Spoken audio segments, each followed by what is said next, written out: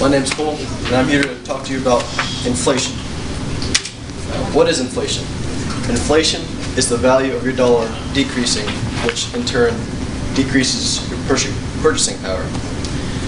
And this happens because too many consumers get more money than they need, and this increases demand. And when demand increases while supply stays the same, then you have a shortage, and this shortage will be an increased price. Now, how is inflation calculated? The most accepted tool to use to gauge inflation is the CPI, or Consumer Price Index. And now, how this is calculated, the Labor Department of the government chooses 400 goods and services, and they see how these prices fluctuate every month. And they do this in 85 different parts of the country. And depending on if it's positive or negative, it could be an inflation or a deflation. Now, there's two main reasons for inflation. There's demand pull, which is the consumer wants more product, or cost push, which is the producer wanting more money for the same amount of product. Now, demand pull is also referred as too much money chasing too few goods. An example of this is, as I said, the consumer has increased money, which increases too much money, which increases demand, and then the supply stays the same. So, as you can see in the graph, when demand increases but supply can't keep up with it, there's a shortage and an increase in price. Cost push refers to the production increase, cost production increase.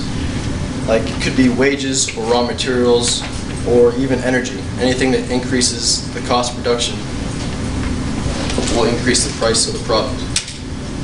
And how do we fix inflation? There's two options the government has to fix inflation.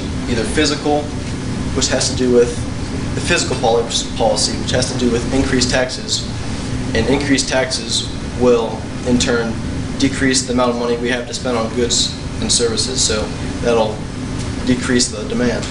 And the monetary policy that has to do with the federal government, which increases tax rates for the loans, and that will decrease the approval rate for the loans, which will in case decrease the amount of money in circulation, so there'll be less demand.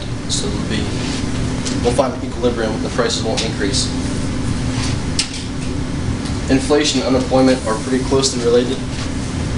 A lot of arguments are being made how to make new policies, because you either increase inflation at the cost of decreasing unemployment, or have a decreased unemployment at the cost of higher inflation. And this is an ongoing argument always in Washington.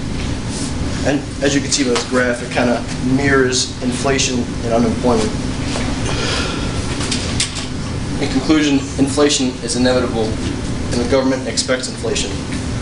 There's always going to be a 2-3% inflation rate every year, and this is considered healthy, because if inflation doesn't occur and there's actually a decrease, like a deflation, the prices will go down and go down and go down, and the consumers will wait until the price is as low as it can go.